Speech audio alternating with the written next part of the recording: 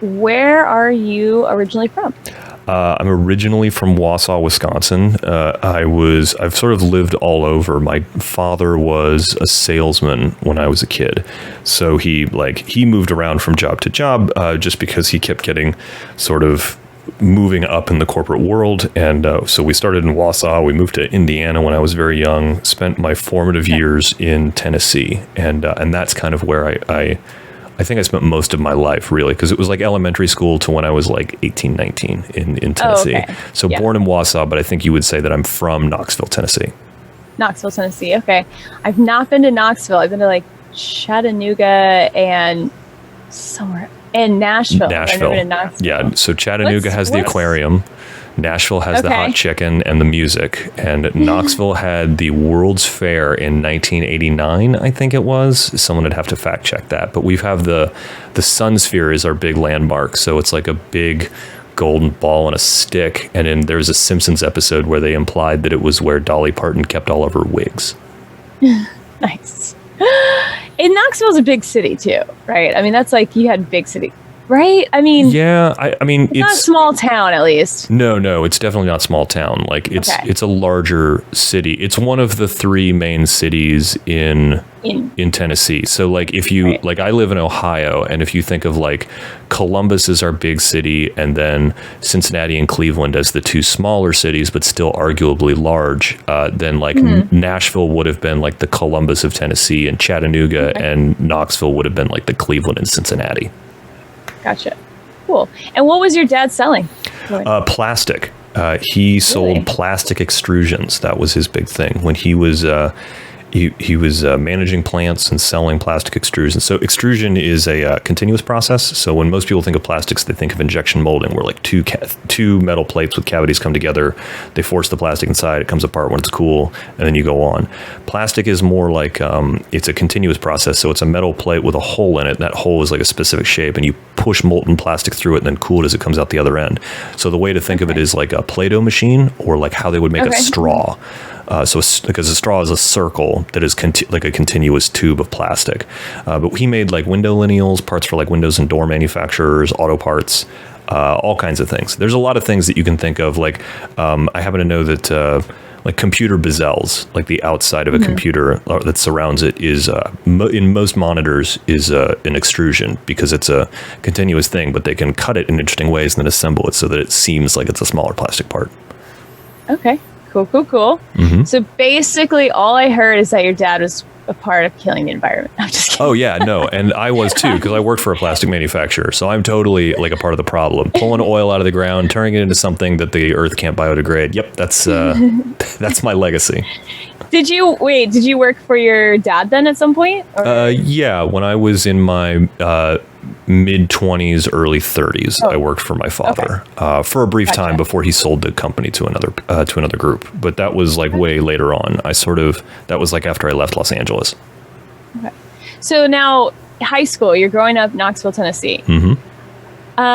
What were you like? What were you into like in high school? What were your like favorite thing to do when you weren't doing school? Juggling, improv comedy, and like nerdy games. You know, like I was into Dungeons and Dragons and Deadlands, which is just Dungeons and Dragons, but instead it's like cowboys and like spaghetti Western horror. You know, Magic the Gathering, because I was a kid. I was a middle school and high schooler in like that age when Magic sort of took the world by storm. And then I played a lot of war games like Warhammer 40K, sort of like, you know, do-it-yourself chess with a 1,000-page rule book. But the performing aspect got me pretty quick with juggling. I started juggling in middle school, started doing it professionally pretty quick. And before I was out of high school, I was working for the Comedy Barn, which is a vaudeville variety theater in Pigeon Forge, Tennessee, which is about an hour outside of Knoxville. And I started juggling there. But juggling was a big part of my life from like sort of like middle school all the way through high school, and then getting into on the improv team and being involved in acting happened pretty quickly in high school as well. That's so cool. So I feel like you're the first person I've heard say like professional juggling. So does that mean like there were times like at the comedy club, like you would only juggle, like you weren't doing stand up, like juggling was Does that make sense? Like, is that Yeah. I think a lot of jugglers tend to be comedy jugglers, just because with juggling, there's sort of two routes you can go, which is like high technical ability or comedy. And I thought I was high technical ability, but compared to some of the best people working, I was definitely not. The best jugglers tend to be Russian for some reason, probably because of like Russian juggling schools and sort of the way that the Soviet Union sort of, helped different arts along and different sports along and things like that. Very similar to the way China and Japan sort of help, groom, athletes and magicians and jugglers from a young age. I was mentored by Scott and Joan Houghton, who call themselves Jesse and James, and now they go by Mutts Gun Nuts. But at the time in middle school, they're a dog act now because they're getting a little bit older, and juggling is a very physically demanding art form. And so they were the juggling. They were like the intermission act for Lee Greenwood in Pigeon Forge, and they had a daughter and a son in my school in middle school, and they came and they would like teach kids to juggle, and I took to it very quickly. And Scott sort of took me under his wing and was like, you can make money at this. Here's how I do it. And he showed me like the ropes of like putting together an act when I was like very young. So when I was in like middle school and like late middle school, sort of early high school, I started like juggling at kids' birthday parties. Like, I had an act. I would like juggle around people and like knock things out of people's mouths, or like do like real quick. How did you even, like, middle school, you're already having the opportunity to be like trained by someone like professional. How did that even, that's like a pretty big, I feel like it's so rare. Like at middle school, you had the opportunity to be with someone that's so talented, right? I mean, so I went to a middle school that was a Montessori school. It was a Montessori school in Knoxville that my mom taught at, and because it's a private school, like the parents tend to be affluent, so they all had weird things. So there's a lot of parents who were like doctors and lawyers, and some of them were authors. Ashley was the young woman who was in my grade, and her parents happened to be comedy juggling duo who cared deeply about their kids' education. And on Friday afternoons, we had like a period of school time that was devoted to one of the parents would come in and teach a craft to the kids. And so there's one woman who would come in and like teach like creative writing because she was like a professional author. I can't remember what her name was or what book she wrote. There was others who taught like yoga or martial arts, and Scott came in with his wife Joan, and they taught juggling, which was like, which is what they did. So like a lot of the kids would just like learn to juggle. And I remember one year, I think where the performing came in was that one year it was decided there would be an Earth Day circus, whatever that is. And so Scott got sort of tapped to like teach the kids like a routine. He was like, he like the kids that were a part of the juggling club, for lack of a better, it's like, I say club, there was like, the entire middle school 6 through 8 was 30 kids, right? And the 8th grade was like 7 kids. So the juggling club was like maybe 9 kids from different grades. And he helped us put together like an act, like a routine, like, all right, you guys are going to come out, you're going to do this. Eric, you're going to be the ringmaster. For some reason, it was decided I'd be the ringmaster. And they were like, you're going to say these jokes, you're going to do this bit. So like Scott taught me the old bit where you would blow up a balloon and then you would rub it against your head and then you would try and stick it to the wall and it would fall. And then you would go to pick it up, but then your head would get stuck to the wall. So I'm like 9, like doing this bit, like going through the motions that Scott taught me, but I don't like understand like what it means or what it is. But he started to help me like put together an act. And a lot of the act ended up being more for competition. Because when I was in middle school, I was also studying martial arts. I studied Sangam Taekwondo, which is from the American Taekwondo Association, and I would compete at tournaments on the weekends on a fairly regular basis. I went to the Junior Olympics in '93, did not medal, but Junior Olympics. Yeah, it's like for Taekwondo, for martial arts. Taekwondo, sorry, got it. Right, okay, cool. So my parents, go ahead. got to learn, like, and part of the way you got introduced to Taekwondo was through this? I think the way I got introduced to Taekwondo was I was a big fan of the Teenage Mutant Ninja Turtles as a kid. Okay. And then I was like, I want to do karate like them. And they were like, okay, well, that place down the street teaches karate for kids. And that turned out to be like a pretty legit, like, strip mall Taekwondo studio. Well, I mean, if you're going to the Junior Olympics for it, that's pretty intense. I was in it for a long time. Yeah, I mean, I probably worked out at the Taekwondo studio 4 or 5 nights a week up until I was in high school, and then it went away under auspicious circumstances. There was some weird legal stuff that happened, some awful legal stuff that happened with one of the instructors that sort of torpedoed the place. But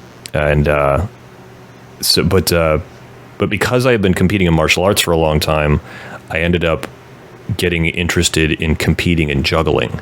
And so a lot of the acts that Scott was helping me to put together were very much with competition in mind. So we were like working on technical moves and things like that. So, but he was a comedy juggler. So he was always like, well, we need to be funny because that'll make it better. And he would like teach me to do that. So. Well, I didn't know that there was competitions for juggling, so I definitely learned something new. But I guess I shouldn't. I mean,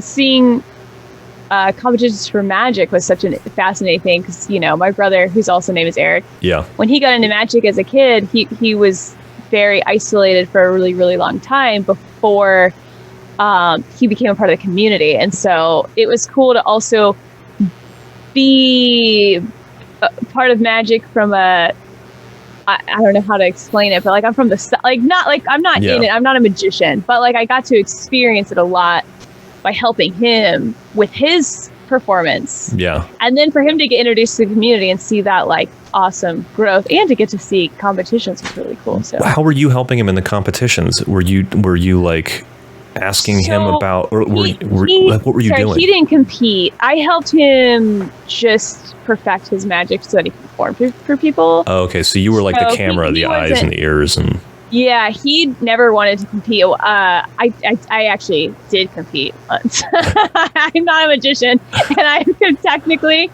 competed in one magic close-up show. Which close-up show did you compete in? So funny. It's a little embarrassing. I competed with Sebastian Mitbagi at Daytona Magic Convention. Oh, that's great. That's fantastic. I love that you did an act with Sebastian. Yeah, it was so much fun, and it's hilarious. But I was trying to convince Erik to compete. It was my first magic convention, and then I found out they had a comp there. Like Erik was like, Chelsea, I want you to come. So he'd already now been to a few. He's like, you'll like the community. You'll like magicians. You need to come to this convention. So like, there's a comp. You got to do it. And he just flipped it around on me and immediately challenged me. And I went, oh, okay. Oh, it's so I just good. said yes. And he was shocked that I said yes. But yeah, we did a whole act. And I think I did pretty swimmingly. It was very entertaining. That's fantastic. I love it. But anyways, that'll be a story for another time. It's quite funny. Yeah. Sorry to turn the podcast, to flip the podcast hosting on you. No. It's totally fine. I don't mind at all. So I kind of want it's random, but I want to jump back to the Montessori school because I feel like that sounds like a really good experience. Just because education is like frustrating for a lot of people, but to have this experience where parents, I feel like that having someone come and perform juggling exposed you to something and you go, oh yeah, I like that. Whereas like a lot of kids probably wouldn't learn about something until later in life that they enjoy that. I mean, so I'm curious if that was like your experience there. I think so. I mean, so some very close friends of mine are very adamant about putting their kids in Montessori schools. My mom was a Montessori teacher, so I think that's where some of it comes from. I think that Montessori is sort of it's based on sensorial education. So the idea that like you are going to use all of your senses to educate. And it was designed by a woman who was Maria Montessori, I think she was Italian, and she was working with like special needs children. And so it was all designed to like help kids who were they obviously they didn't. I mean, the education system this form of education is is old, right, by a lot of standards. So they went at the time it was created, like they didn't have a term for autism. They didn't understand what they were looking at, and so it was designed for kids who like had a hard time under like sort of like standard sort of educational processes. And I think as you get older, they have tried to sort of maintain a lot of that stuff, but the process kind of breaks down when you get towards like middle school, high school, just because it's very hard to teach somebody like, arithmetic or English and, well, not arithmetic, but more like English and grammar and like history and like a more sort of like sensorial based way. I mean, I think that it's probably come along a lot way since I was in it, which was, 20 years ago. But there was a lot of focus on like experiencing things, and so there was like lots of field trips. There was lots of like group work where we built like models and had to like understand things from the inside out, going to museums, but like experiencing these things. So like did you like it? Did you enjoy, like, that's just middle school for you? Was Montessori, or high school too? Just it was primary through middle school, and then at the high school level, there are very few Montessori schools even to this day. So I went from a Montessori education in 8th grade with a graduating class of 8, and went into a high school experience with there were 2,000 students, and my freshman class was like 800 kids. I mean, we had a huge freshman class, so it was very different. And in some ways it was good, in some ways it was bad. I was because of the way our middle school taught, I was like much farther ahead than the other middle school students. Oh, really? That's good. Wow. Okay. Yeah. Well, it was like a good thing and a bad thing. Like I didn't have to work in high school until I was in like my junior year. So I kind of like forgot how to learn a little bit. So when I got into like high school and like later high school and college, I sort of had to like relearn how to learn, because that's what Montessori is teaching you. Is it's not just giving you like a set of facts. It's like teaching you how to learn, like how to go find the facts when you need them. And I'm grateful for those skills now. I think that they definitely helped out, but it was very jarring, like socially, going from a small group that you've been with for years to suddenly an entirely new friend group. Right. So it was, so it was like, I think, good things and bad things. Yes. Okay. For sure. That makes sense. Random question. Something that's popped in my head when you were talking about like being into like games like Dungeons and Dragons. Yeah. So I grew up really religious. So I grew up with this idea. No, it was like, I mean, I wasn't allowed to read Harry Potter. Yeah. So like magic is, of the devil. So I'm going to guess not religious growing up, or maybe, so what growing up like? Not terribly religious. My mother was Lutheran and my father was tolerant. I think is the way you would put it. I think it was, my father, I think, is best described as agnostic. My mother is a casual Lutheran, I think is the best way to describe it. Goes to church on Christmas and Easter and when there's a potluck. And that's generally like how my family took it. We went to church every Sunday, but it was definitely more for like social standing than it was for like worship purposes. I got involved in running sound for the church when I was a kid. So like I was like more interested in going to church because I was able to like play with the soundboard than I was like, it was like, oh, and we have a snack mid-service, which is, nice, and I can have wine, which is fun. I'm an atheist now, but religion was not really much of a factor when I was a kid. Yeah. So, and also being in Knoxville, that's technically the South. Oh yeah, right? Knoxville, like the city is super religious. Lots of Baptists, lots of like very. I remember being in high school and in science class, we got to evolution, and like evolution is a part of what you study, and it was just like a constant fight. Like the entire way through, where the teacher is like, I don't care if you believe it or not, like you have to know this to pass the test that is mandated by the state. Like if you have a problem with the fact that you have to learn that evolution is a possibility, you need to talk to that like you need to talk to like the state and figure that out. But like if you're going to graduate this class and get a diploma, you need to understand just the bare bones of it. And then like some of my philosophy classes in university were also like a bit of a fight with like not necessarily students from out of state. It was always like students who went to UT, like coming from Knoxville or other areas in Tennessee where they were like, yeah, well, that's not in the Bible. And the professor would just be like, well, we're not studying the Bible here. We're studying epistemology and the idea of where knowledge comes from. So let's just continue to move on. Like, get over it. But it was very, very religious. Big mega churches. Right. Yeah, I was going to say you're definitely being surrounded by that, and so, I wasn't sure if you how that like maybe shaped you at all. But I mean, it kind of seems like that kind of existed, and I think I just like learned to pass because my parents didn't like instill it in me. And so they were like, you need to be a good person because it's good to be a good person, not because an invisible sky god is going to, yell at you and do bad things to your life. And so I think what often just ended up happening was because I was so attracted to the sciences when I was early in my education. I was originally in a college and evolutionary biology major at the university before I went off to get my degree in comedy. And it just living there just allowed me to like learn how to like coexist with Christians because it was just such an ever present part of life that you just sort of like understand that they're there and like this is what you need to say and these are the topics you don't bring up if you don't want to just like suddenly get into an argument that you just don't have the time or energy to be a part of is largely what it was. Right.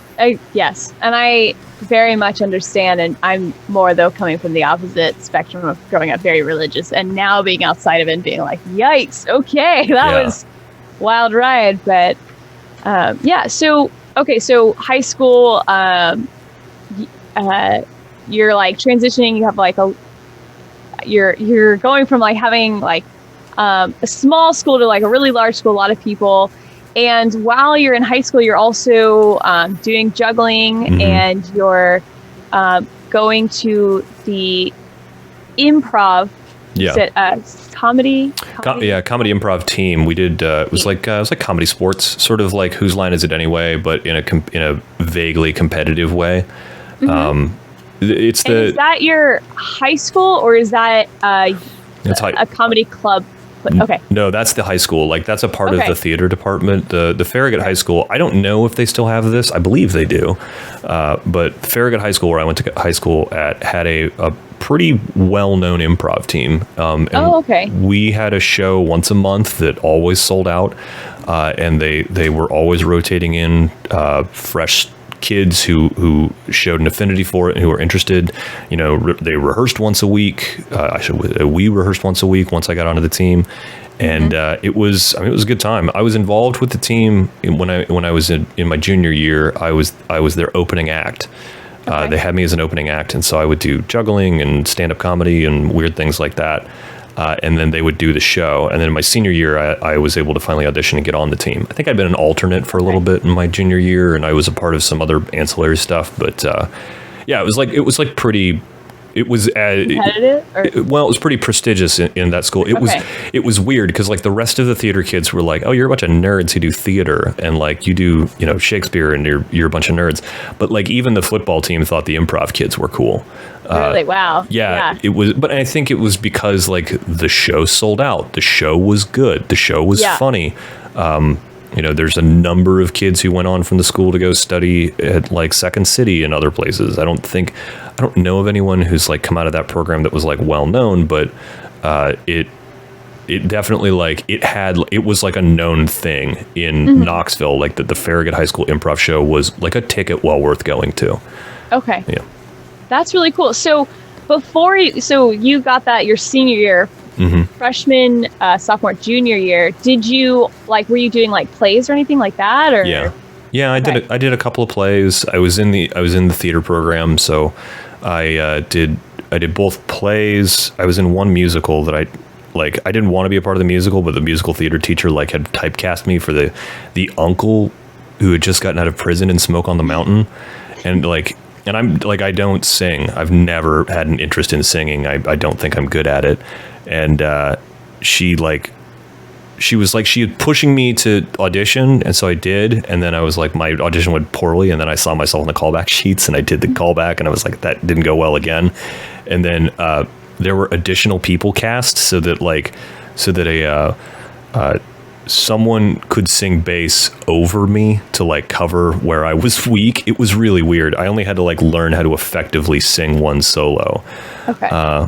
But I was also heavily involved in what they called forensics, which is competitive acting. So there was there were solos, duos, duets. You could do after dinner speaking, which was, you have to deliver an original, humorous but persuasive speech. So I wrote a speech on trying to convince people why rodents were trying to take over the world. It was, And what is this for? Is this your high school doing this, or is this someone else? It's for high school. It's like a nationwide thing at the high school level. It's often called speech and debate. Okay. And most high schools only have the speech and debate portion. There's a third portion of it, which is acting focused. That's so cool. And so we had, our debate team was separate from the acting focused side of it. Forensics when it's called forensics, it encompasses the acting, is my understanding of it. And my high school had that. So I did a lot of that. So I competed in duo and duet, which are, duet is like you do a scene with a partner. Duo is when you do a scene with a partner, but you can work from a book. But it's also, there's weird rules because you're in place, you're side by side, and you're miming, and while you're supposed to be referring to the book. But when you're performing, like if I was to grab your collar in a scene, I would reach out and grab your collar, and then your partner who's standing right next to you has to like mime their collar getting grabbed. It's very, very strange. There was there was these weird like parameters around stuff. And then I also competed in prose, which is where you do a dramatic reading from a piece of literature. And I chose The Beginner's Guide to Hamsters. So I did this very dramatic reading of the introduction to The Beginner's Guide to Hamsters, which was very strange. And then I would fill in occasionally on some other stuff, like extemporaneous speaking. So they would have like, you'd walk into the room, you'd be given a topic, and then you'd have 5 minutes to give a speech, a persuasive speech about that topic. So there's a few different things that we did. But freshman and sophomore, junior and senior year, I did that. Like that was a large part of my involvement in the acting. So because the name forensics is a little misleading. I have definitely a different thought process completely. You're like, on the side, I was a crime investigator. Yeah, so I didn't know that forensics was like crime investigation until I got into college. And so when people were like, have you seen CSI? And I was like, no, what's that? And they're like, it's a show about forensics in Las Vegas. And the first time I watched the show, I was like, this isn't about competitive acting at all. That's really funny. So, are you into magic at this point? Or very tangentially. I had a magic kit when I was a kid, off and on, and then I think I was like 8 or 9 when my dad took me on a business trip and we went to a magic shop in Atlanta, Georgia. And I don't remember the name of the magic shop, but it's definitely part of the chain that David Williamson worked at. Because I heard an interview with David Williamson where he describes this magic shop, and I can see it perfectly in my mind's eye with like dark wood paneling and backlit glass. And then even despite the fact that it looks really classy, like really all they sold was like cups and balls, Svengali decks, metal photographies, and Rocky raccoons. Like that was it. They probably had some other stuff where you could like buy some Houdini's handcuffs or whatever. But it wasn't a Houdini's, but it was like definitely like in that vein. I went back to try and find it years later, and it had been closed down in Atlanta. It was a Starbucks now. But yeah, so I had cups and balls. I've been doing cups and balls for a long time. Like my first trick, I think, was cups and balls. And my granddad had taught me a couple of like basic card tricks. He was not a magician. There was a magician at one of the communities that he lived in after he was retired, who had taught him a couple of things to, quote, show the ladies at the bridge. But I didn't really get into magic until the end of high school. Well, that's so also slightly not true. I had a juggling act where I had rings that changed color. So I was like juggling the rings, and they would change from black to white. So I had this sort of like strange routine where I would like talk about my day, and as my day got better, the rings would change to white, and as it got worse, it would change to black. And the method was nothing impressive. You're just like grabbing the ring from a different and like flipping it around. But because there's things in the air, it's like misdirection, so you don't even notice that. Right. So it is like a magical effect, but you're not quite sure how it doesn't make a lot of sense. Well, when I was in high school and I started working at the Comedy Barn as a juggler there, the owner of the place, a guy named Jim Hedrick, said, "You're a juggler. You probably know magic. Go sell magic tricks in our magic shop." And they sent me down, and the only trick I knew really was cups and balls. I barely knew what a Svengali deck was. And there was a ventriloquist behind the counter who was also a magician named Stephen Knowles. And I think he's still working in Pigeon Forge. But he taught me the pitch routine for Svengali deck, invisible deck, mental photography, ball vase, the Fanta stick, the hot rod, like the cheap version of the hot rod, and the pitch version of cups and balls. And I sold those and a magic kit for 3 years. And that was... So that's a job. That's like a... Yeah. I mean, so you're kind of working at this improv comedy shop, and they also happen to have a magic shop, and they just kind of stuck you in it? Like, so you get paid to do this? Yeah, so I was hired to be a juggler in the show.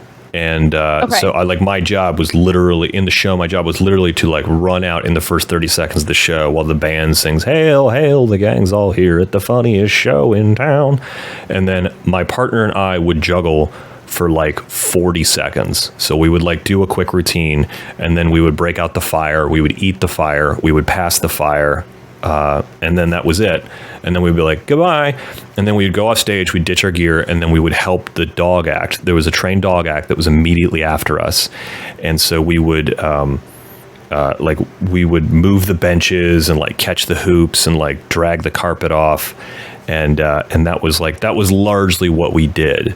And then before the show, after the show, and during intermission, we would work. The various acts would also work in the concession stand or the souvenir booth, mostly the souvenir booths, because one of the main sources of income was we would sell videotapes. So the big hook to the show was that we would tape every show live and you would be on it. Well, the show was just an effort to get as many people in the audience onto the stage as possible. So there was a dude who did like musical hats with a hillbilly theme, and that required like 9 people.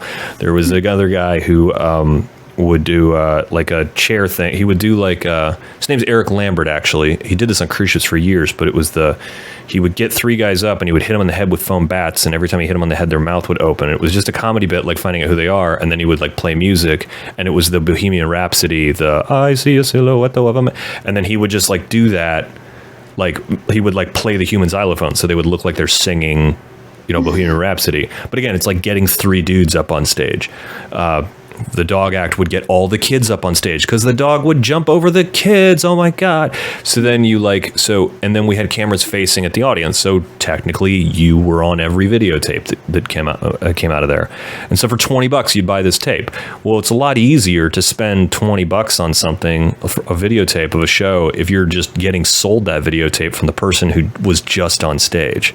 So they would that makes sense. Yeah, so they wouldn't know. And you're more likely to buy it because you're in it. Like you're in. Yeah, it's total sales job. So I sort of really became like a magician and started like doing magic.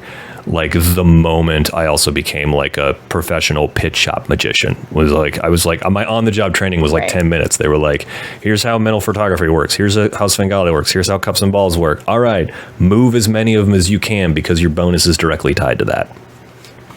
Okay, gotcha.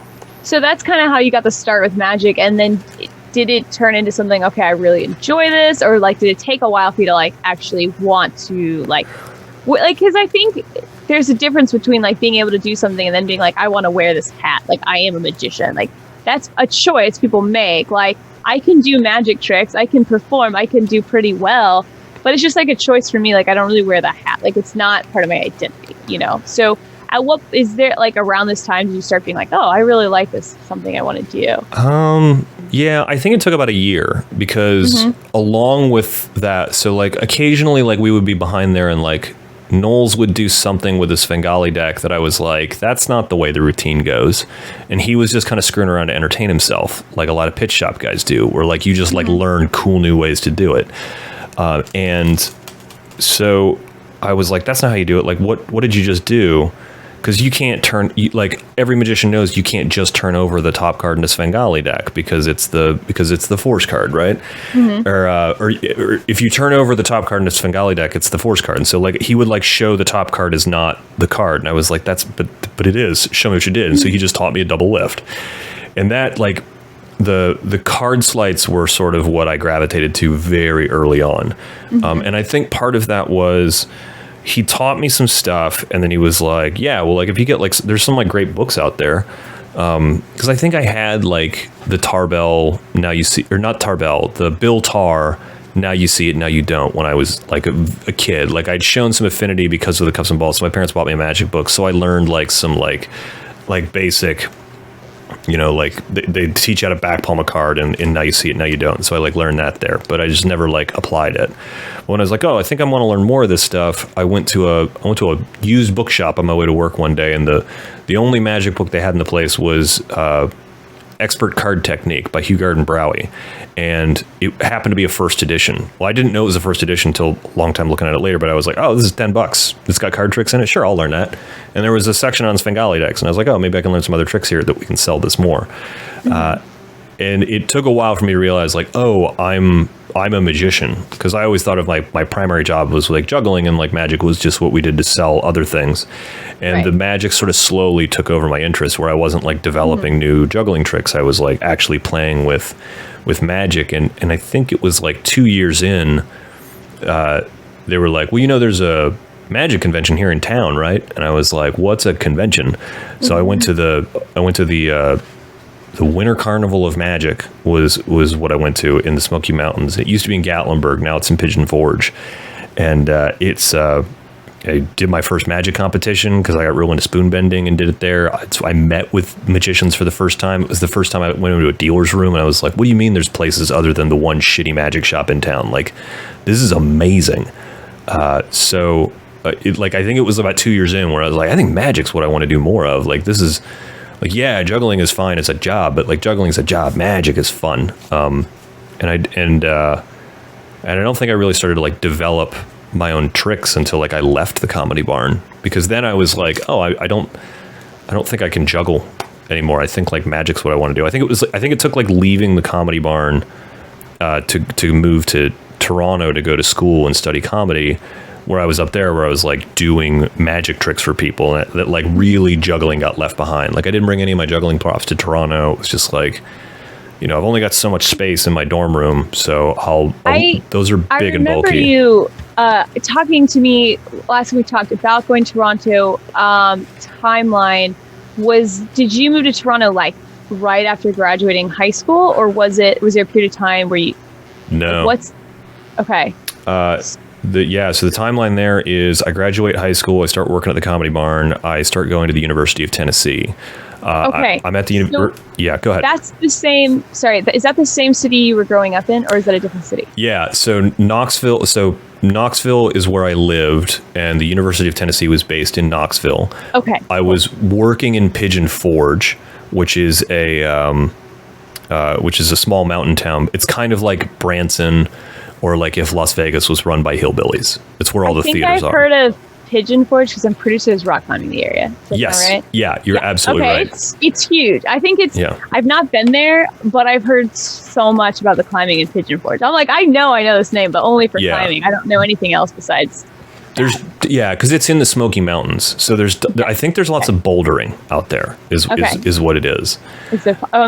So you right after high school, you went to University of Tennessee. Yes. And you're kind of like continuing this job that you started. Yeah. So I'm in high school, like with the juggling and like magic, and there was like a brief. So I joined the Comedy Barn the Christmas break of my senior year, which was like kind of insane that my parents let me do it, because I sort of like, I effectively quit my job at this pet shop to take a job that was an hour away from home that paid significantly more, but also like I didn't get home until 1 a.m. every night. And you're still in high school at that point. Yeah. And that's cool that they, were they were like cool with it for some reason. I think they also like had like recently gotten divorced and were like, Eric's an adult, he can do whatever he wants. So I was doing that, but I went to the University of Tennessee to study ecology and evolutionary biology, because up to that point, my main focus in life was reptiles, because my job was at this pet store where we bred and sold and cared for exotic reptiles. So I was like in the pet trade. Yeah. And so I wanted to go to school to study herpetology. I wanted to study reptiles for the rest of my life. And then I'm gesturing, my cat wants to step on my laptop. So I'm like, no. Totally understand. My dog is probably going to come screaming in here at any point. Father, what are you doing? I'm not in your lap. But yeah, so I like 2 years in, I changed majors to psychology and with a minor in philosophy. And that was when I found out about Humber College. And in my third year, I found out about Humber College, which is where I went to go get a degree in comedy writing and performance. And I got accepted. I was in like a deep depression and like kind of drunk when I applied, and I got in, and it was like, oh my God, like I got this like letter that was like, I don't really remember like doing the full, like I remember like doing the application process, but not like really doing it. Right. So I wasn't like blackout drunk. I was just like a little buzzed.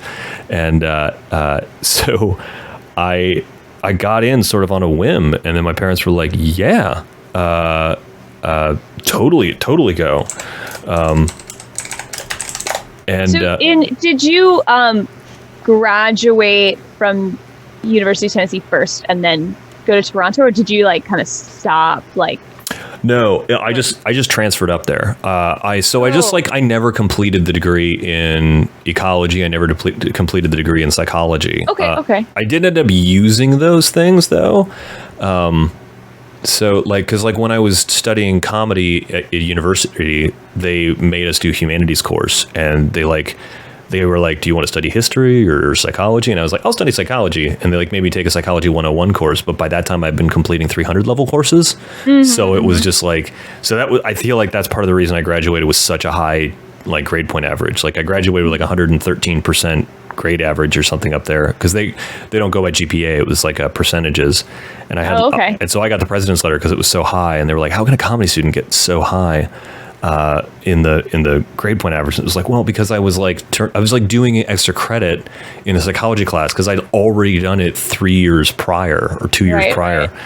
So it was all that. But that like, yeah, but going up to Toronto like helped me leave juggling and like not really focus on magic, because I was up there focusing on stand-up comedy, but like magic was a way that I like met other people, where they were like I hung out at the Browser's Den, met a lot of magicians that way.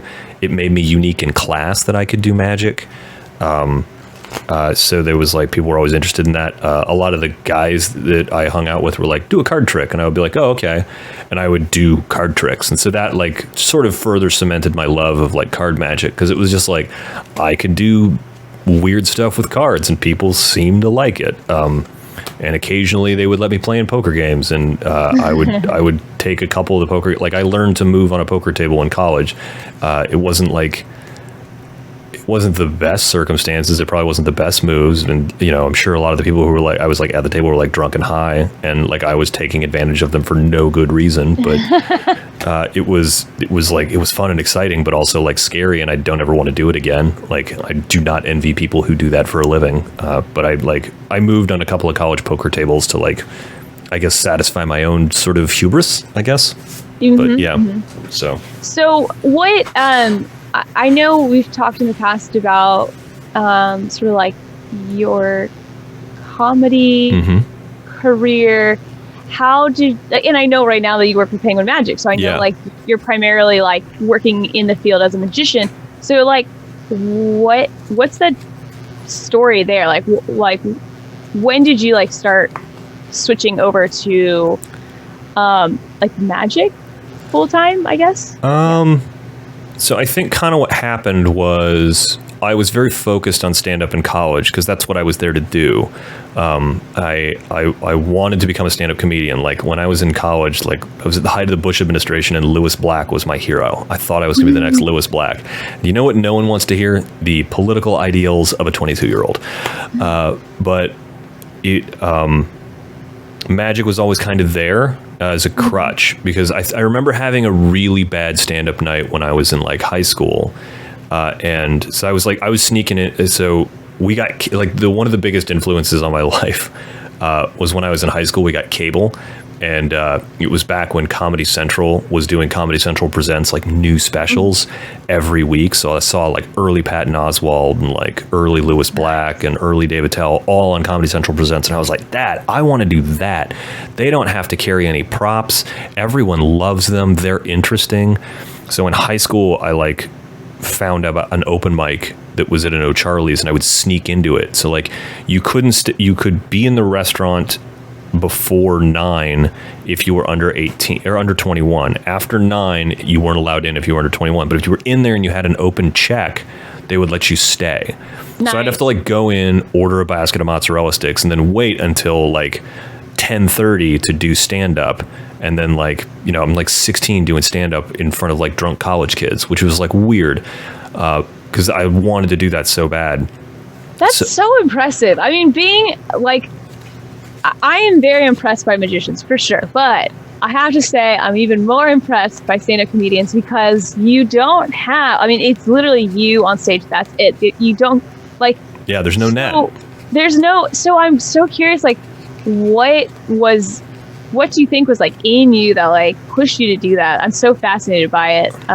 But like that sort of desire to get up and do stand-up comedy, like, do you have anything that, I don't know, like, especially in high school. I mean, you did it in high school too, like in a bar where you weren't technically allowed. Yeah. I don't know. I can't remember what the impetus was, but it was definitely like, it was definitely something about like, like I wanted to be the smart kid because I valued like, you know, when you play Dungeons and Dragons, like I often played like the wizard because I valued intelligence really highly. And it seemed to me like these were the smartest people in the room. And so I wanted to hang out with those people because I wanted to be one of the smart people in the room. You know, my father is extremely intelligent. My mother is very intelligent. I went to private schools where it was like, everyone was like supposed to be like gifted and special because we were in a private school and our parents were paying so much money. So I've always been told that intelligence is a valuable trait, and I've always valued it as a trait.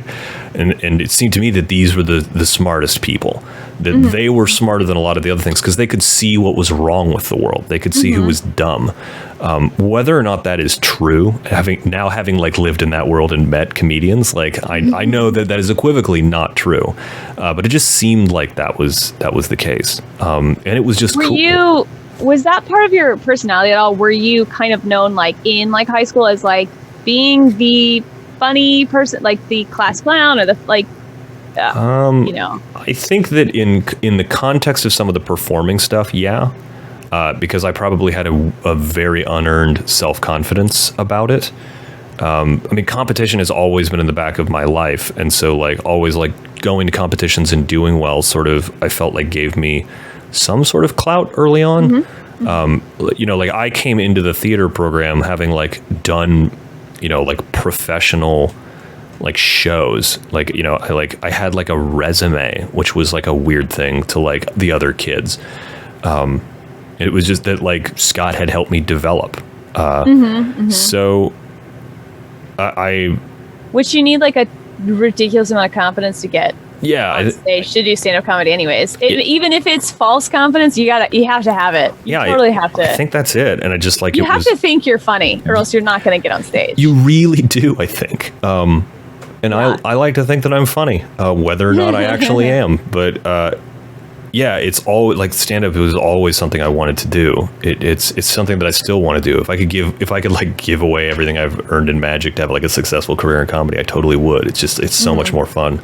Do you do anything right now on the side? Like, do you ever go to like comedy clubs or anything like that still from time to time? Or not right, obviously not right now. Well, not right now. We're in the middle of Not a right pandemic. But I still do comedy shows. Pre-pandemic, yeah. Yeah. Okay. So I mean, up until a few years ago, I was a part of a sketch comedy group called Monday Night Live.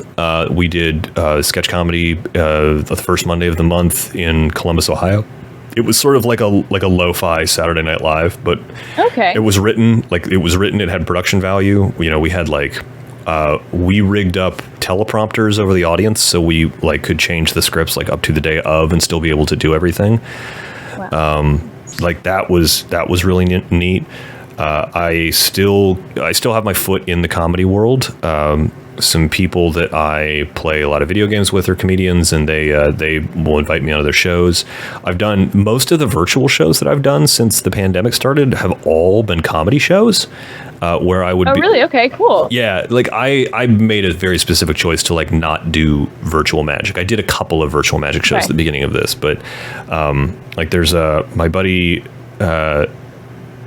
he's on Twitch. He's Spizlation, Spizzalation, but he's got a really great show called Joke Roast Toast, where you are paired up against another comedian from somewhere else in the country, and you each have to have a minute to do a joke, a minute to roast them, and then a minute to toast them. And it's a really great show. That's a lot of fun. That's awesome. I would argue that the Dungeons and Dragons stream that I do with Carissa Hendricks and Katie Osborne is definitely got a comedy bent. But I've done more of these storytelling comedy shows that are being hosted on Twitch and Facebook Live and places like that. Pre-pandemic, I was definitely doing I was actively working in comedy festivals. I've done the Whiskey Bear Comedy Festival every year since its inception. And I would do comedy on some of it, and I would do magic on other parts of it. I would do. I've done a bunch of comedy festivals. As a matter of fact, when I think this is after you and I did the interview the first time at Magic Live. Mm-hmm. I was booked at the. Why am I blanking on his name? Mark D'Souza's convention in Jersey. I feel so bad. I'm blanking on it. It's the Northeastern collection. Oh God, I can't remember some of that stuff. I can't remember the name of it, but it's the convention that Mark D'Souza puts on, which I had a blast at. But he actually asked me to do stand up at a magic convention. So nice. I've now done stand up at a magic. So I did I did part of that. I could have been there for that. That sounds so awesome because I love magic conventions, but to see stand up comedy at a magic, I also want to hear your stand up comedy. So I need to. I have an album. When you're. I'll send you the album. I'll send you a download of the album. It's Nerd is the New. The album is Nerd is the New Black. It is on iTunes. Okay. I think it's $10, but I'll send you a copy because you're interviewing me. Insider. Insider deal. There is a joke about being a magician on there. It's a joke it's a story. It's an extended story that is true with very little embellishment of accidentally walking into a strip club thinking it was a magic shop. That's great. Yeah. So but I don't do as much stand up anymore. And then when I get booked on comedy shows these days, they're usually booking me to do magic. But I'm very focused on magic, and so I'm still doing comedy magic. There's just it's not like a flat out stand up bit anymore. Mm-hmm. But I still work with comedians a lot. I still write for other comedians. I still write comedy for magicians, and I'm still doing comedy in various ways and things. I would argue that I've been out of live comedy for so long that when we started doing this D&D stream, one of the things that I sort of instinctively knew needed to happen was, it's a 5-hour show basically where you're just watching people play Dungeons and Dragons. But if you tune into the next week, you need to know what happened because it's a persistent campaign, right? So I started making these videos that were catch-up videos, and they're 2 minutes long. And I literally, the night before, so like when you and I are done here, I'm going to make the video for the stream tomorrow night. And what I do is I quickly write a script. I take about 15 to 20 minutes to write a script of what I remember happening last week. And then I record a voiceover, and then I make the worst like PowerPoint presentation for it, where it's just like everything that I'm talking about, I throw up an image of what happens, and then I use we've all created like tokens of ourselves in Hero Forge, which is so much fun if you haven't done that yet. But it's this like 3D modeling software that's basically free to make like miniatures, so you can make like fantasy characters. And then I've like taken those screenshots from Hero Forge, and I very quickly photoshopped them on top of like memes or like stock photography to like show the action of what happened. There was like a weird thing that happened during the election where like I was sort of like having a difficult time, and so there was like another character that I would like voice would come in and like focus me up as I was describing what happened. And the only reason I bring that up is that I would argue that if you were to watch those catch-up videos back to back to back, it would be like watching me relearn how to do comedy since the pandemic started. Well, that's great, and I think it's great that you're doing that because it keeps you like it's practicing and being, able to do. And I think it's really cool that you wear both of those hats. And I'm really impressed by the fact that you're doing so much. Like, that is a lot. Like, I don't know how. Like, I know you work for Penguin Magic. I know you're also podcasting, right? And we're doing since you and I have talked, the podcast has been around for a full year now. Okay, cool. We actually. Episode 69 comes out tomorrow. But it's an interview I did with Dan Sperry. Sweet. Yeah. He talks about the break-in a little bit that happened to him because his warehouse got broken into. I don't know. That may have happened when you were in Vietnam. Yeah, probably. I didn't know about that. I'm very... it's going to take me a little while to catch up about what's going on in the Magic community. I feel very Eric definitely knows about it. Yeah, so, that's true. That's true. But go ahead. So when it comes to Magic, going back a little bit more, like, more specifics into the career, since we've heard a lot about your doing comedy. When did it start becoming a career, like where you're like, I guess, making money, or like besides like going past doing tricks for people, but how did you get to where you are right now? I think it sort of happened in like 3 phases. If I was to really start thinking about like how it happened. So like when I was in college in Toronto, I definitely gained a love for card magic and started focusing very heavily on it, and getting interested in like difficult and unusual sleights. When I had to leave Toronto because my student visa was up, and they were like, "You need to go back to America now," and I was like, "Please no." Then what happened was I moved to Toronto, and I was very quickly brought to the Magic Castle. I visited a magic shop up in like Santa Rosa Valley. So I lived with some when I first moved to LA, I lived with some family like north of Los Angeles, and there was a small magic shop that was manned by a magician named Bob Bolivar, fantastic coin magician. I think he lives in Utah, maybe Idaho now. But he, I sort of walked up to the shop and I was like, "Oh, cool, magic. What do you guys have? I'm looking for like books or something like that. I'm into magic books. That's a thing that I like to collect." And he was like, "Oh, we don't have any books, but I can show you some things if you show me something." And I showed him my party piece, which is sort of like my response to the ambitious card before I started doing what I do now. But it's sort of the opposite of the ambitious card, where it's like a bunch of magic stuff happens, but it's like never the card coming to the top of the deck over and over again. But it's like I know the card, and then the card is every card in the deck, and then the card is nowhere to be found, and then suddenly it's in my pocket, and then suddenly the deck is in my pocket. It's fun. It's like, I like that because I've seen the ambitious card done so poorly. Oh man, multiple times. I gotta show you my ambitious card. I think you'd like it. Yeah. Well, because mine is unnecessarily difficult. But I showed him this, and he was like, "Oh, do you perform at the castle?" And I was like, "No, I've always wanted to go." And so he invited me. He was like, "You'll be my guest." And he sort of like, he had like an old men's club that he would like visit. Like everyone was like 70 plus. And then they would like bring me. And so every Tuesday night we would go to the castle, and or it was Wednesday night, and then we would go have dinner at the castle, and we have the members special, because the members special and a glass of iced tea was $22.50. And if everybody brought $25, if everyone brought $30, you would give the money all to Bob, and then Bob would pay with his credit card and get points, and then the server would get a healthy tip, which is important. Nice. So maybe it like went up when we were there or something like that, but it was like the member special was super cheap, and like it was the best. I was like a starving artist at the time, right? So I it was the best meal I could get all week, and that was it.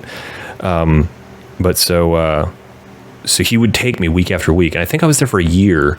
And at the same time, on my way out there, I had gotten a job at Magicopolis that Steve Spill owned, because Bob Sheets, I went to go on my way from Toronto. I went to go visit Scott Houghton, who taught me to juggle. And I was like, I'm going out to LA to do comedy. And he was like, cool, come to a barbecue. DC's on the way.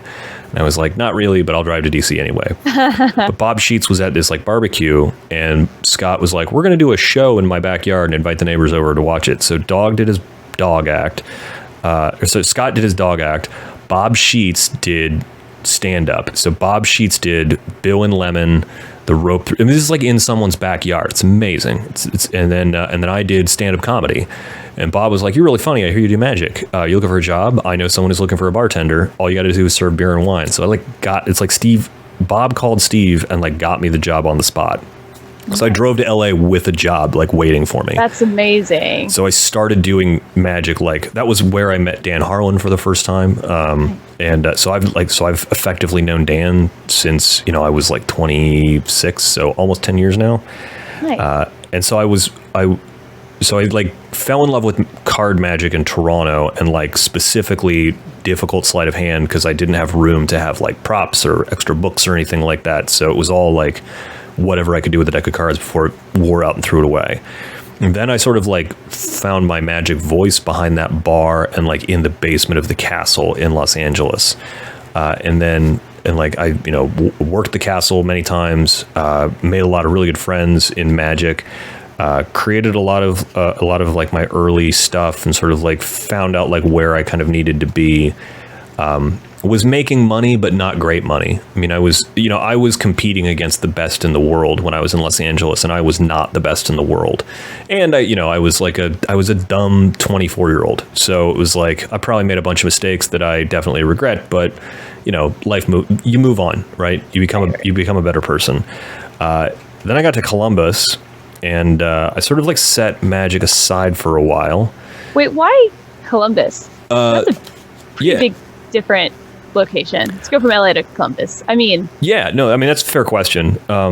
I had moved to LA to become a stand-up comedian and a scriptwriter for television, and the stand-up thing, I made my rounds on the scene, never really could break into the clubs. In retrospect,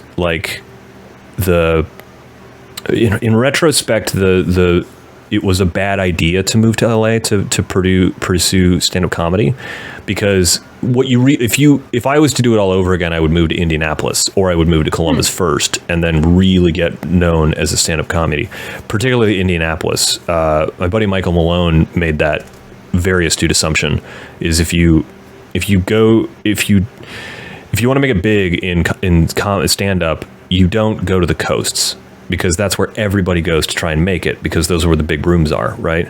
That's where you end up. What you need to do is go to a place that has a nationally syndicated radio show and work the club that they book from. I know more people who've gotten more exposure on the Bob and Tom show, which books I think they book out of the Zanies that's in Indianapolis.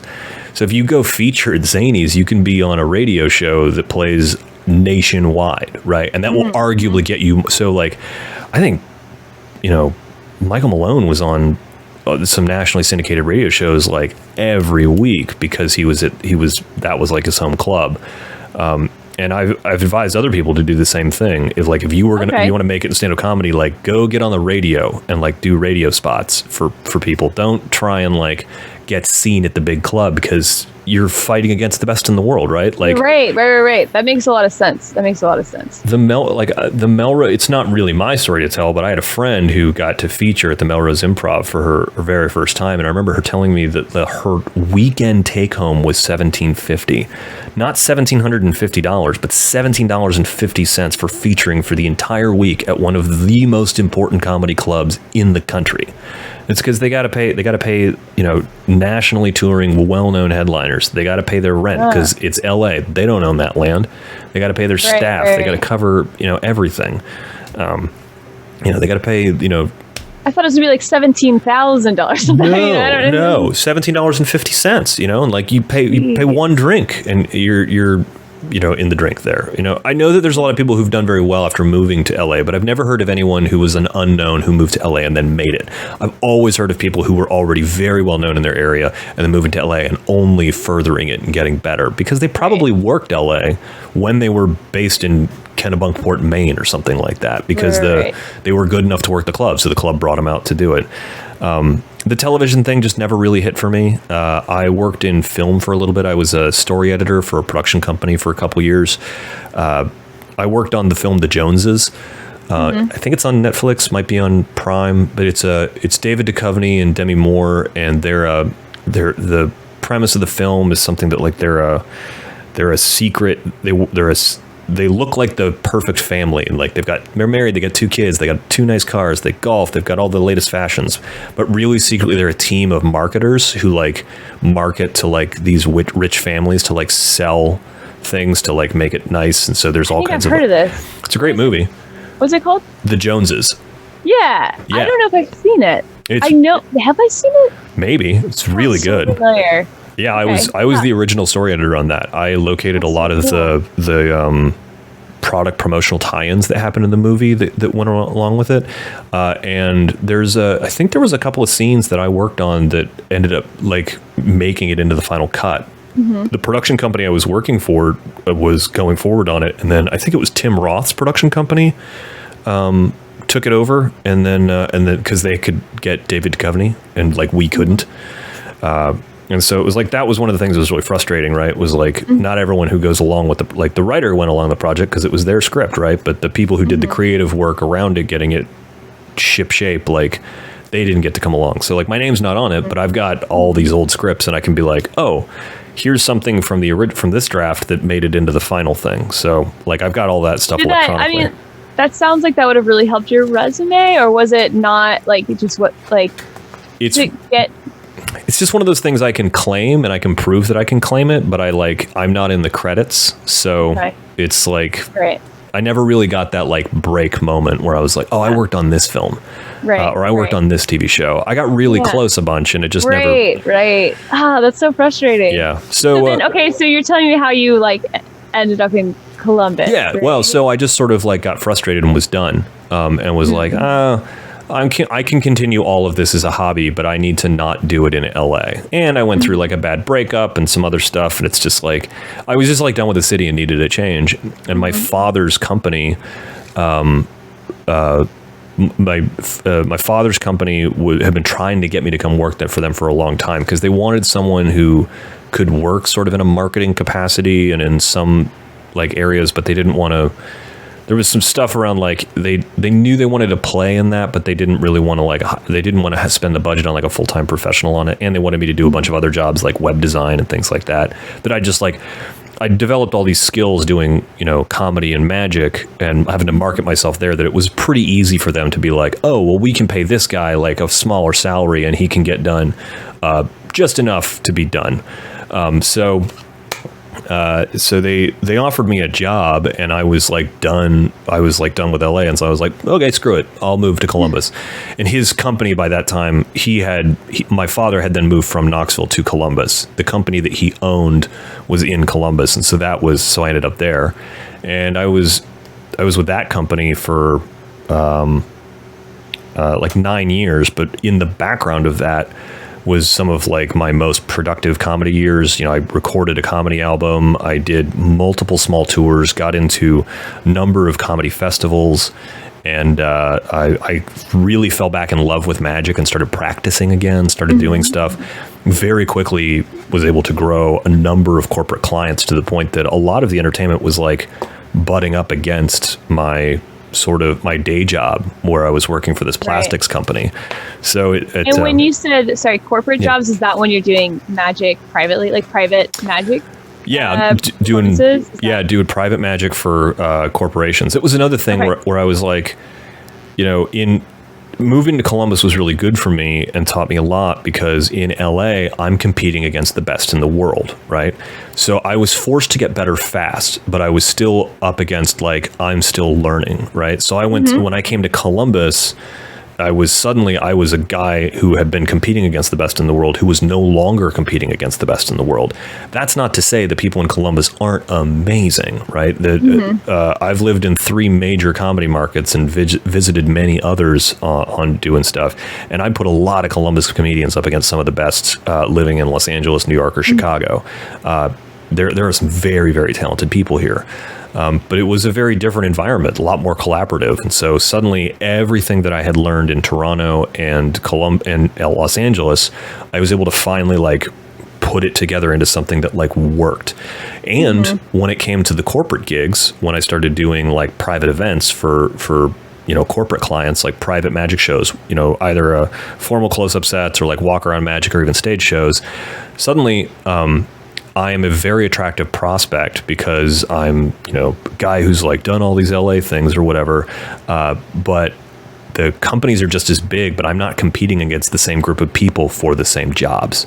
So it's a very and I'm one of the few people in the area who can be like, oh, I've worked the Magic Castle, the world famous Magic Castle in Hollywood that you've seen on television and film. I've worked it. Can anyone else say that? And it's like, suddenly it's a lot easier to get these clients. Yeah. So it was a very good move for me for a lot of reasons.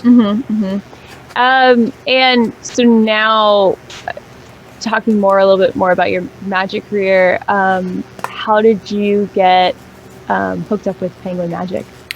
There is a part of that is moving to Columbus. They're based there. Are they based? Our studios are based here. So the P3 Magic Theater is based here in Columbus. That was sort of twofold. Nick Locapo had sort of become one of my closest friends in Magic. When I left Los Angeles, I was very frustrated with Magic and magicians in general and didn't really want to hang out with them.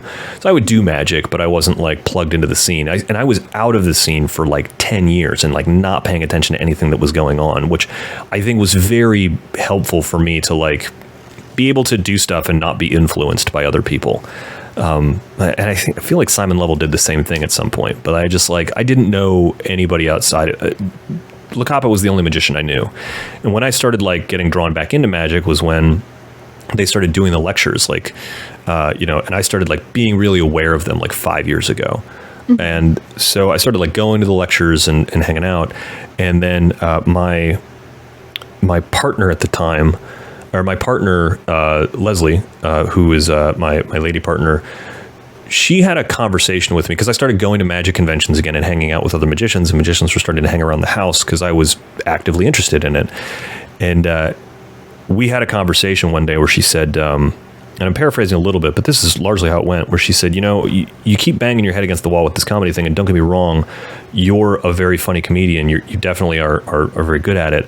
But as a magician, you're something special, right? Because as a comedian, you're just kind of another white guy, and you're going to be competing in that market. But like when I watch other magicians watch you, I see their eyes pop out of their head, and they're always like talking about how great this is or how wonderful that is. So why don't you set comedy aside for a bit and focus on Magic?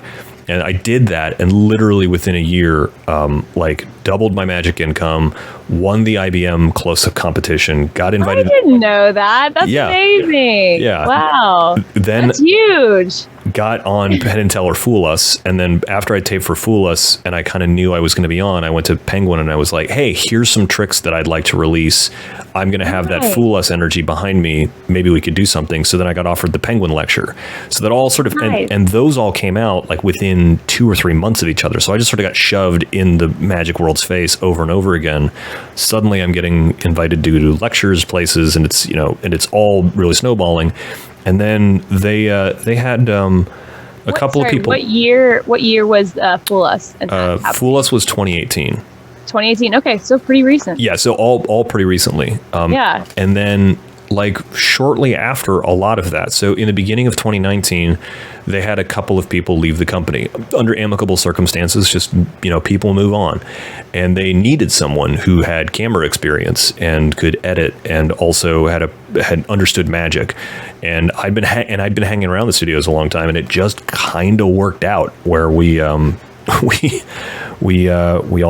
they were like, "Do you want a job?" And I was like, "Yeah." And then after working there at Penguin for a couple of months, we started putting the podcast together. And now, I want to hear about it like that. That's so cool that you how like you did the podcast. So because I talked to you right before it was gonna you were one of the go public. You were one of the earliest interviews. Which after this comes out, I can release yours. I don't know what. I mean, I think it was relevant. I think so. Because I think we kept it pretty general, so that would probably work. One of the things with the podcast is that I noticed that we had a lot of downtime with people. Mm-hmm. So, and I think this is important for anyone who wants to like further your career in a company, is that if you like look around at like what is missing, right? And so I sort of looked at this and went, I'd been hanging around the studios for 4 months. I was shooting and working, but then I noticed that there was a lot of time that we were like waiting to do stuff with these magicians who are amazing, and they kind of like wanted to do stuff and wanted to talk to us, and they were like, "Can we do this? Can we do that? Maybe we can go there." And I was like, "Why don't we just like turn that into content that we can put out, right? So it doesn't like." We've already got them here. Let's just interview them for a podcast. Penguin had a podcast a long time ago. There's no reason we couldn't have one now. Also, audio was my weakest area as an editor. And so I was like, well, if I have to do a podcast, I have to learn audio. So it'll make me a better editor and it'll make me better at my job. And then I also saw an opportunity where I was like, if we can get people listening to the podcast, we can sort of tastefully serve up advertising and also hype new products.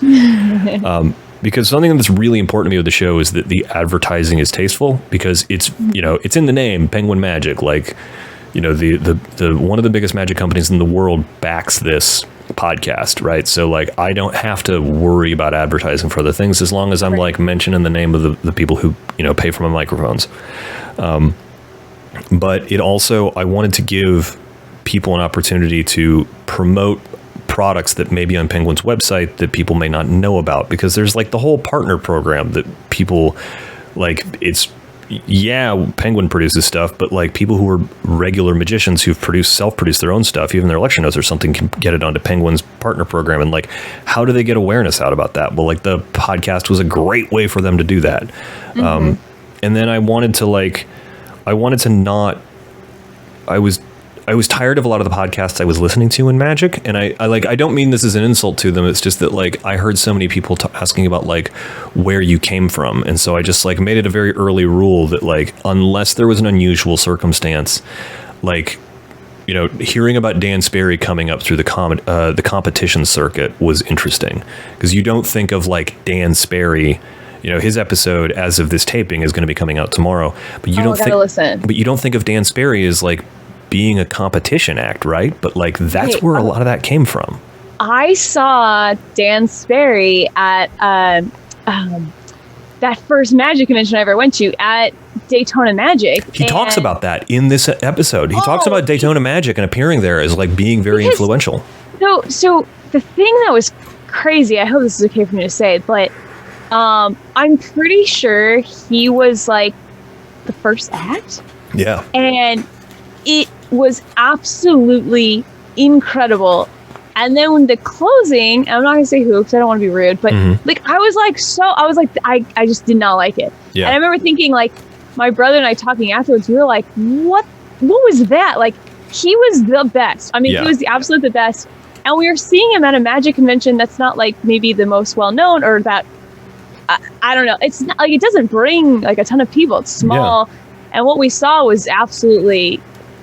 So I used to always say like my favorite magician was Dan Sperry, because that was the first time I ever that was my first real stage show I ever saw. And I was absolutely just speechless the whole time. I just sat there with my mouth like wide open, like, what?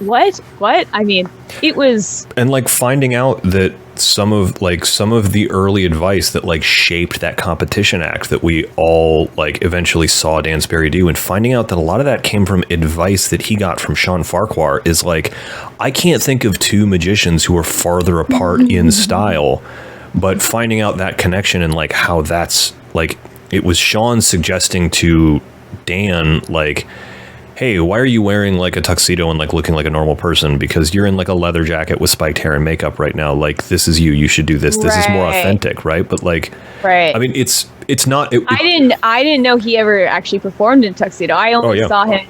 That's incredible because and to me, that's actually what I remember telling my brother after the fact, that what I loved so much about that show was that, you know, he looked like this rock star and he was like kind of scary. Yeah. And like he did this magic with like the razor, like swallowing the razor blades or the rope through the neck, and it fit that. If you did it in a tuxedo, you'd be like, all right, whatever. Yeah. But with the rock music, you know, I mean, I just remember the whole time just being like, like so good. It's amazing.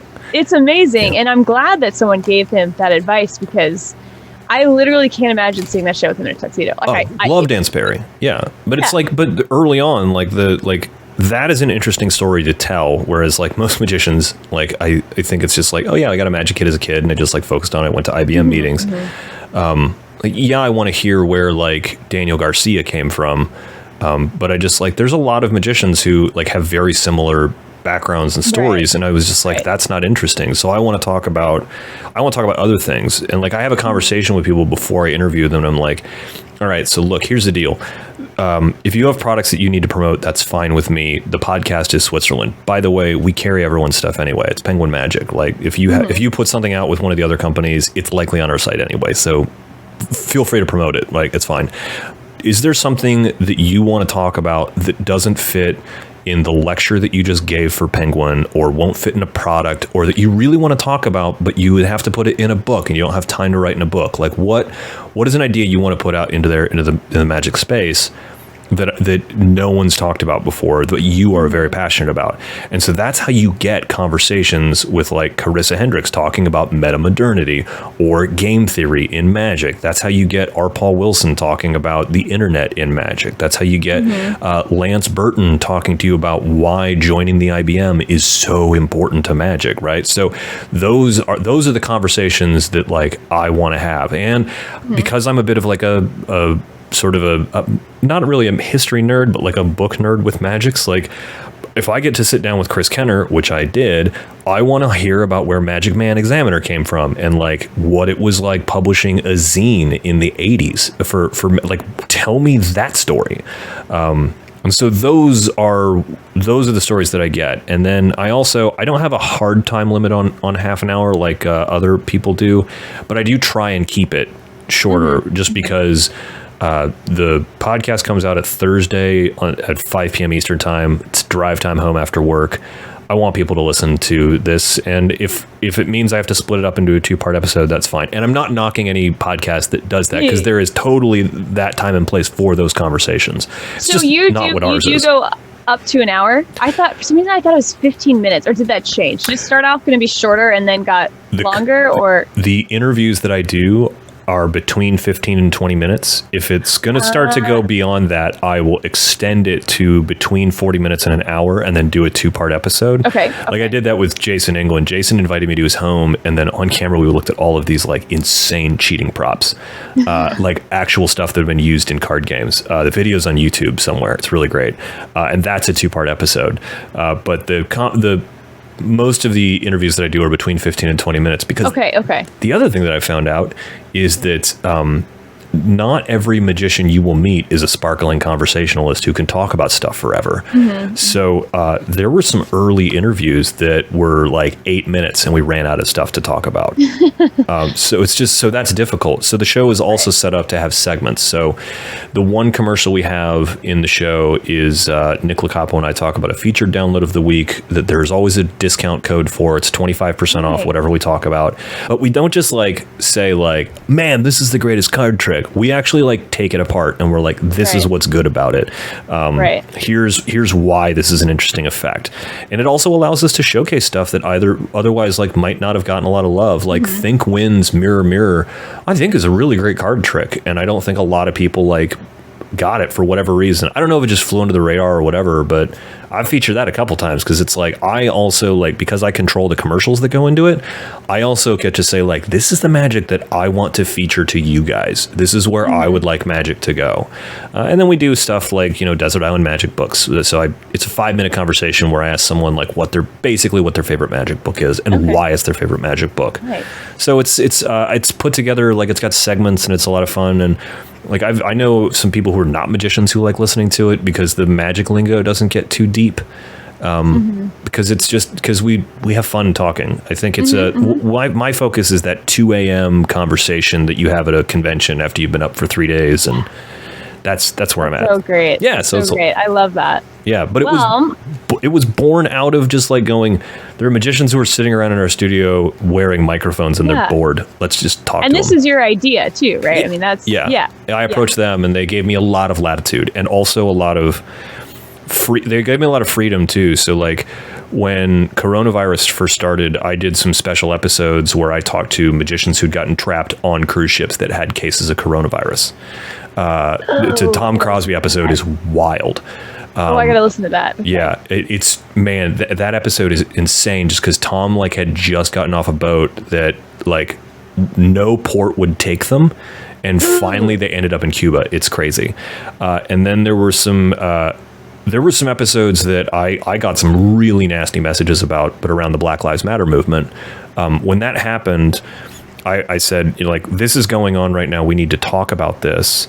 So, but I'm like, I can't help but notice that I'm a cisgendered white dude. So even though I align myself with the cause that's going on right now, I know that I have not had the same experiences as African Americans in this country.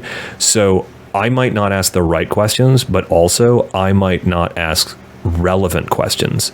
So I reached out to Erik Jones and Randy Shine and Rory Rennick, and Erik Jones was already going to host a roundtable, and so I had Rory Rennick host another roundtable. And so there are 2 back-to-back roundtables of black magicians talking about what it's like being black. One of them is just hosted by Penguin. The other is a rebroadcast of an episode that Erik Jones did for the Pittsburgh Cultural Trust. And so they've given me so much ability to be able to do like journalism type stuff with that, where they're like, hey, this isn't related to Penguin, but these are important conversations that need to be had. So we did the same thing with Shazam. Shazam and I advertise each other back and forth, and we've done some stuff with Shazam where it's like, being a woman in magic and like what's going on there. And we get to deal with those topics that are difficult, but necessary. So I have one last question for you. And the question is, was there anything that you wish I had asked you about? Or anything, like a question you wish I had asked?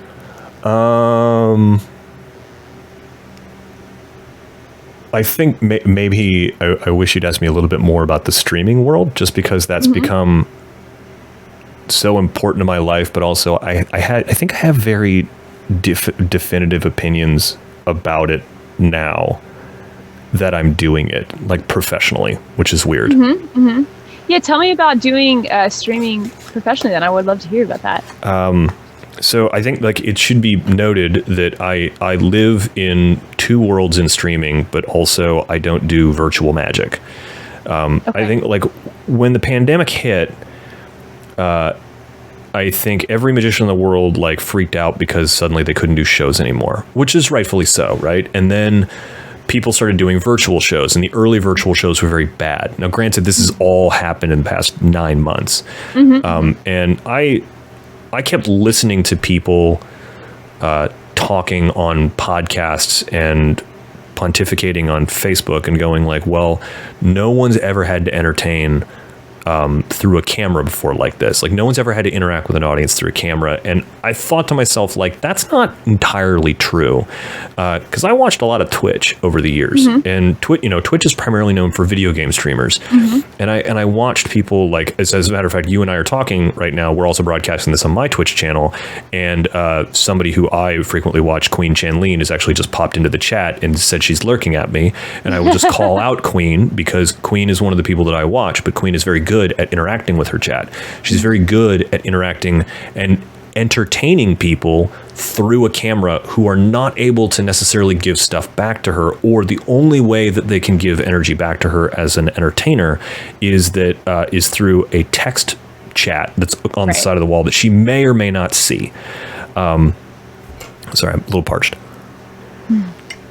And so she is entertaining people. Twitch streamers are entertaining people, whether or not they're doing magic, right? They are entertaining people. So I went, okay, well, that's not true. People have entertained in this format before. They've just never done magic necessarily in this form, outside of like the early Max Maven stuff, or the like some of the David Blaine stuff, right? But they're still fundamentally entertaining someone who's there, but they're also making it play for a television show. So I went, well, that's not right. So I started getting into streaming, and it was mostly video games that I was streaming because I play games, and I was like, let's have fun with this. So my early efforts in streaming were not around creating a streaming magic show, but they were around figuring out how this technology works, exploring it, creating as high a production value as I can without like going crazy. I ended up going crazy. As we're talking here, you can see I'm well lit. I've got a nice camera. My mic sounds good. And I have a very high production value in this. So that's been very fun, because that turned into a Dungeons and Dragons stream that happens every Thursday night, where I get to play D&D with Carissa Hendricks and Katie Osborne, who are two fantastic magicians, as well as Rory Eustace and Jackie Sleeves, who are two wonderful comedians. And so that's just a lot of fun. That was another like technical challenge to overcome, because I had to bring 6 people into something, and there's just like a lot of this stuff is like you figure it out on YouTube, right? So there's some wonderful like how to set up a virtual magic studio products out there, but really everything you need to learn is on YouTube and on like internet forums. This sort of dovetailed with Penguin Magic, because Nick Lacapo and I were hanging out with Nick Popa, who also works at Penguin Magic. And we were hanging out in the studio, and we were talking about how the early Penguin lectures used to be live streamed. I don't know if people remember this or not, but you used to be able to like watch the lecture on Penguin's site and then live tweet in questions to people. So that's cool. Yeah. Yeah, which was interesting.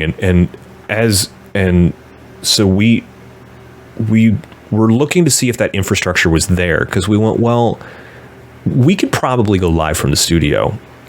Because Nick and I had done a couple of podcast episodes that were basically the top 20. We looked at the top 20 of whatever was the best sellers at Penguin every week, and then we talked about it, and we talked about the podcast, and then we decided, well, let's try it on Instagram.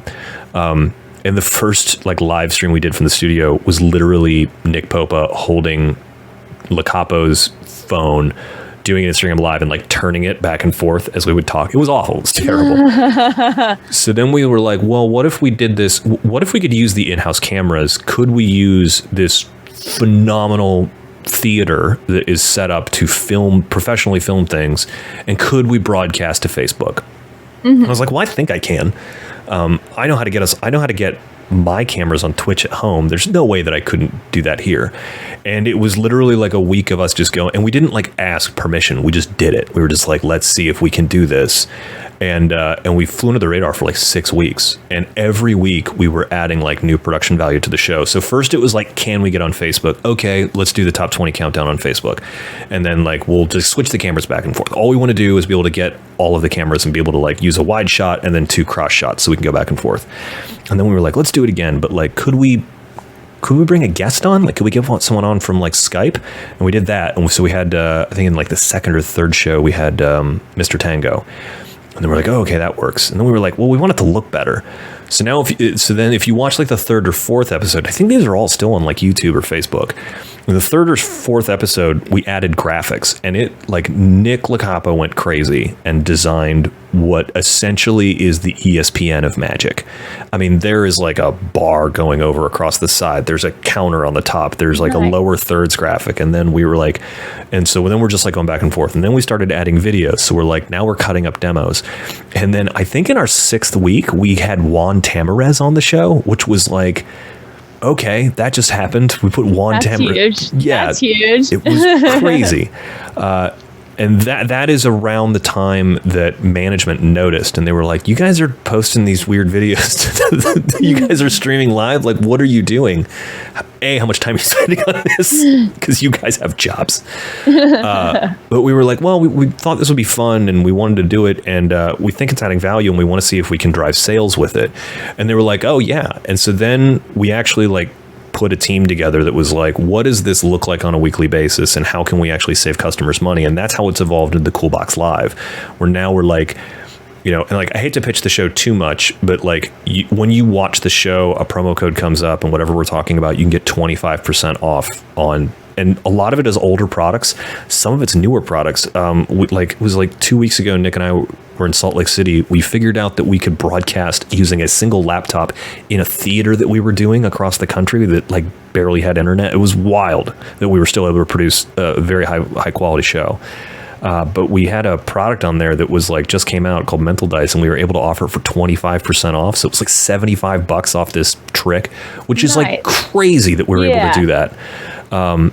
And it's evolved into something where Nick and I can do it from our homes. So like actually like where you and I are talking is like where I do the Penguin broadcast from. And it's actually, it's better now because when it was in the studio, like people didn't always know we were live. They kind of thought they were like watching like a pre-tape thing because it was really polished. We were like moving TVs around and had suits, and there was like a desk. And so some of the scenes we were standing and some of the scenes we were sitting, it was nuts. It was way too much.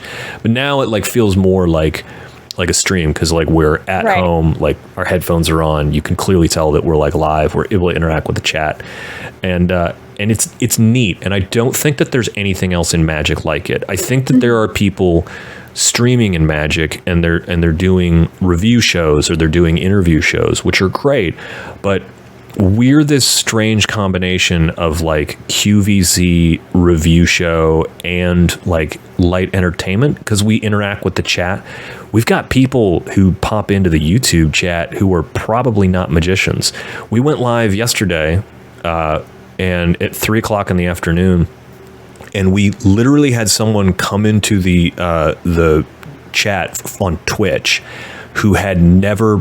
They were like, what is this? They stumbled upon the show and they saw us talking about a John Bannon trick. And then they're like, okay, I'm going to go buy it. So we literally watched as a magician was born on the spot, like in the stream. That's really cool. It was wild. So it's been neat. I don't think I'm ever going to stop streaming. It has been just an insane amount of fun. With you and Penguin, what you're doing, that is through Twitch.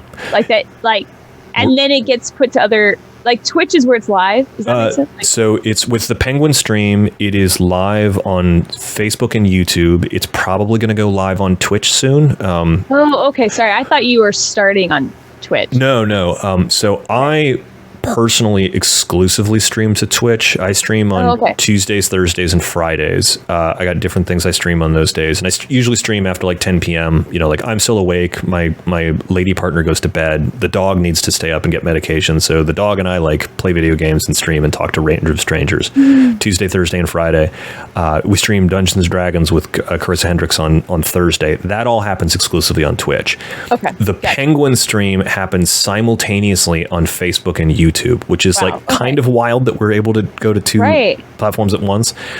Tuesday, we decided to add my personal Twitch just because we could. Like Nick and I are still in this like weird realm of like proof of concept. What can we do? Like, can we also add Twitch to the mix? And so instead of like setting up a Penguin Twitch, we just like put mine in because mine already had like a built-in audience, and like I already knew all those special codes and everything like to get into it. So it was pretty easy. I think we're going to start a Penguin Twitch just to like put that in there because it was neat to like, you know, on Facebook and YouTube, it's on the Penguin accounts, right? So everyone knows that it's there, but like the Twitch discovery process is different. So we're going to be talking to, so people will come in via Twitch who are not magicians Right. just like be like, what are these two crazy guys with all these insane graphics? And it's about magic tricks, and like it could turn into something cool over there. So right. so I think we're gonna play around in Twitch. Nick might do some Twitch stuff too because he's big into Hearthstone. So streaming's not going away, and that's the one thing that I've learned is that like I have chosen not to do virtual magic. That's not saying I won't ever do virtual magic. I think that, the vaccines are on the corner. I'm going to be able to do live shows again. I can't wait to do live lectures. I love doing virtual lectures. I've done virtual lectures for a bunch of magic clubs. I've done a virtual lecture for Magicians Without Borders and some kids in Colombia who were on phones donated from like the local cell shops or whatever, like really underprivileged kids like doing magic to stay out of gangs. I did a lecture for them virtually that was great. It was so much fun.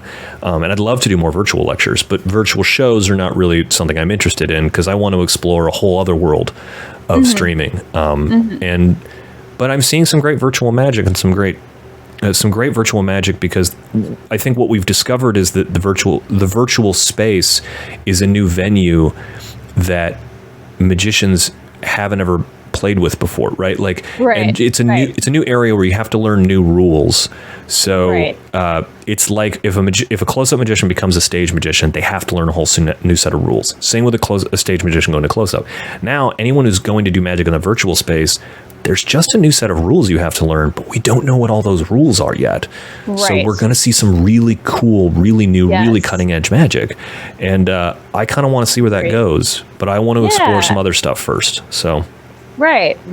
I like that. And I think it's really important what you're doing because you are a part of virtual magic, but from a different, you're not doing a magic show, but you are doing a magic show like at the same time. It's a show about magic. It's different. Magic chat. Yeah, exactly. And so I think that's cool because I think we need all of those things. We need the virtual magic shows, and we also need someone discussing magic and making it more accessible to people and helping like widen that door a little bit, getting more people involved because I love getting to be a part of the community myself from just a different, from like being an outsider on the inside, so I like that everyone can come in and play their own part in this community because it is a really cool fun community. I think that's why I love the Slighted podcast is because you ask questions that I would never think to ask when it's one magician talking to another. And so having like a non-magician talk about two magicians, I think is one of the most interesting things about Slighted. And I can't wait to hear I'm glad you're back because you were my favorite podcast before you went dark. Well, thank you very much. And I think, it's helpful to be back in America because being, in a complete, like the opposite time zones. I did try like to make stuff work and then I was like, this is a mess. This is a total mess. So I am happy to be back and I can't wait to pick your brain because I know you've got a lot of experience right now that's going to be really cool to anytime off camera. Yeah. So with that being said, I think I'm going to say goodbye now. Alrighty. And I had a great time, and that was an awesome interview. So thanks so much for your time. Thank you for having me, and thanks to everyone who's watching this on Twitch right now. We got a bunch of people who were like saying weird stuff, but really? we're gonna take off, and I'm gonna shut down the stream, and then you and I can chat off camera. Okay, and then will you do me a favor and not hit stop record until we like sync that?